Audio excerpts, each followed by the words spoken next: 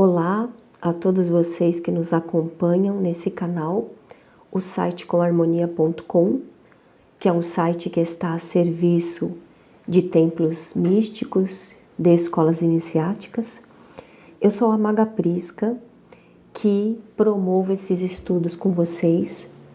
E nesse encontro aqui, nós vamos dar continuidade a um estudo que nós estamos fazendo muito especial, onde nós estamos falando, então, de certa forma, estamos nos envolvendo com o arcanjo Uriel. É nosso irmão divino, um príncipe celeste, e ele é o regente do ano de 2018. Então, o bom senso nos diz, não é? Que vale muito a pena compreender o que seja um arcanjo, o que seja um príncipe e o que seja a regência deste ser cósmico num ano do planeta Terra, o ano de contagem que nós humanos seres utilizamos, não é? Então nós vamos dar continuidade, nós estamos vindo a vários vídeos, a vários encontros, aprofundando esse tema, entregando para vocês um conhecimento místico, iniciático, metafísico. E nós vamos dar continuidade aqui hoje.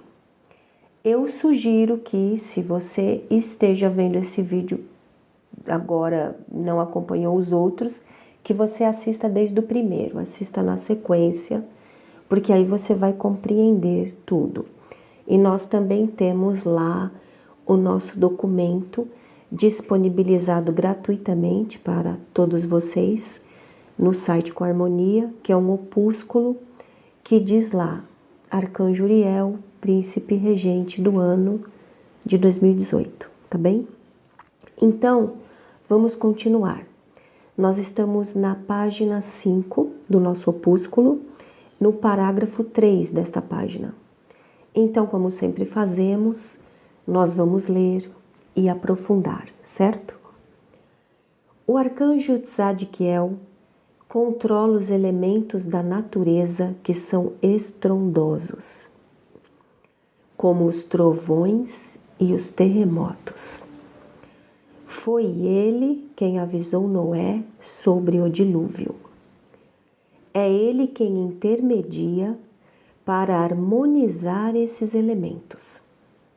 Quando estes ficam furiosos, devido à desordem do emocional e do mental da humanidade. Para tanto, é necessário que as pessoas se unam a ele, como fazia Noé, neto de Enoque, para que ele possa interceder, encaminhar e harmonizar esse tipo de situação que acontecerá cada vez mais na Terra nestes tempos em que estamos vivendo. Pessoal, este parágrafo, ele encerra nele tanta ciência, tanto conhecimento, e ele é uma chave de libertação e de resolução para as nossas vidas particulares, pessoais, e assim, abrangendo de um ponto de vista maior, solucionar a vida coletiva da humanidade e dos seres da Terra. Neste parágrafo nós temos uma ciência muito profunda, que aqui, nesses encontros semanais, não tem como a gente aprofundar completamente, porque aqui nós estamos tratando de alta ciência iniciática. Por que eu digo que não dá para aprofundar aqui, pessoal? É porque eu não quero? É porque a escola, o Templo Harmonia não quer? Não. É porque existem temas que eles necessitam de todo um encadeamento, de um começo, de um meio, para se chegar numa conclusão. Então não é algo que a gente entregue para vocês em 10 minutos de conversa, em 20 minutos de conversa. É algo que necessita de todo um processo. E isso nós tratamos no que nós chamamos pátios internos, cursos iniciáticos. Através deles, em cada aula, vocês vão tendo uma expansão da consciência, vão tendo um amadurecimento da consciência para compreender do que é que nós estamos falando. Mas aqui nesses encontros dos nossos semanais, também dá para entregar muitas chaves muito preciosas, muito úteis para todos nós melhorarmos nosso ser, nossa vida, nosso entorno e o planeta.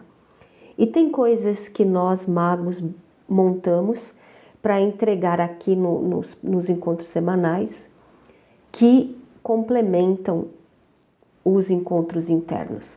Mas quem está acompanhando a escola iniciática, o nosso nível interno, tem mais condição de percepcionar coisas mais profundas. Essa pessoa, ela vai conseguir pegar mais, porque ela está tendo um amadurecimento de consciência e uma ampliação de consciência.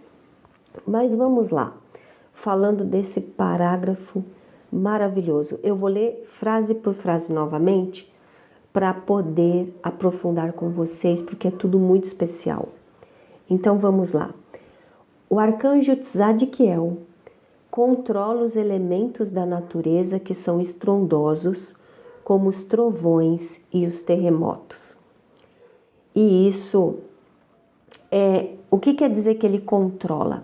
Quer dizer que o ser cósmico dele está presente quando isso está acontecendo.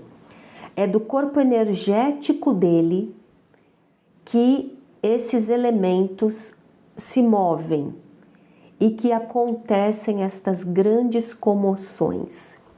E aí, na sequência, nós vamos explicar por quê. Foi ele quem avisou Noé sobre o dilúvio. Veja, eu só pude colocar isso aqui, nessa vastíssima história da Bíblia Antiga, que entrega para nós chaves evolutivas cruciais e necessárias, absolutamente necessárias para esses tempos que nós estamos vivendo. Porque nós estamos vivendo hoje o que Enoque, avô de Noé, iniciou esse processo lá atrás, 3.000 anos antes de Cristo. E nós estamos vivendo esse fechamento hoje, nos nossos dias atuais. Agora, por que é que Arcanjo Uriel, um príncipe celeste das dimensões superiores que se aproximam do trono de Deus, por que é que ele conseguiu avisar o Noé? É porque o Noé estava lá assoviando? Estava lá dando sopa? Estava lá distraidão? Estava lá sem ter o que fazer? Então o Arcanjo Uriel foi nele avisar sobre o dilúvio? Não. É porque o Noé era um grande iniciado, neto do Enoque, que foi o grande ser que deixou na terra tudo registrado sobre o que nós estávamos vivendo. Enoque avisou no início, quando toda a queda do homem começou a acontecer, toda a história dos anjos caídos, foi Enoque, um ser que caminhava entre as dimensões, que tinha uma consciência que percepcionava outros níveis de realidade. Hoje nós podemos falar assim, hoje nós podemos usar de ciência para falar. Hoje a ciência já provou 11 dimensões. Já está provado, já é fato. Só que isso já se falava na época do Enoque. Isso já se falava na época do Tote, dos egípcios antigos, dos hindus antigos. Isso tudo era um fato normal. Só que a nossa ciência acadêmica, ela precisou provar, porque ela não consegue provar através de exercícios místicos espirituais, porque ela acha que isso não é ciência, quando isso é ciência. É uma ciência mística, uma ciência espiritual, que prova, sim. Mas nós estamos tão perdidos que nós perdemos esse encadeamento. Então, hoje se sabe que existem 11 dimensões. Mas o Enoque dizia que existiam 12 e ele era um ser consciente das 12. Ele se comunicava com os seres das 12. Por quê? Porque ele também ficava lá distraidão, porque ele também, a vida dele era entrar na internet, ficar colocando a opinião dele em tudo que acontecia? Não, porque ele era um iniciado, ele era um ser lúcido, ele era um ser acima da média, ele era um ser que trabalhava com coisas reais, com ofício sagrado, era um ser que trabalhava com consciências que habitavam o astral superior, o mental superior, o nível búdico, o nível monádico. Era esse cara. Ele se comunicava, ele agia, interagia com seres muito mais evoluídos. E esse cara é o avô do Noé. E o Noé também era um auto-iniciado. Também é um ser que tinha uma linhagem familiar dos que não se corromperam naquele momento social da Terra, onde a sociedade humana não era atrasada, muito pelo contrário, era mais avançada do que hoje. E nesse momento social da Terra, começou a haver a queda do ser humano, da sociedade humana. Uma sociedade humana que, na maioria das vezes, vivia no equilíbrio, vivia na lucidez, vivia na sabedoria, vivia na harmonia. Então, sendo assim, era uma sociedade que conseguia descobrir muitas coisas, porque era uma sociedade que estava com a sua consciência ligada aos aspectos superiores, ao homem divino, ao projeto original do ser humano.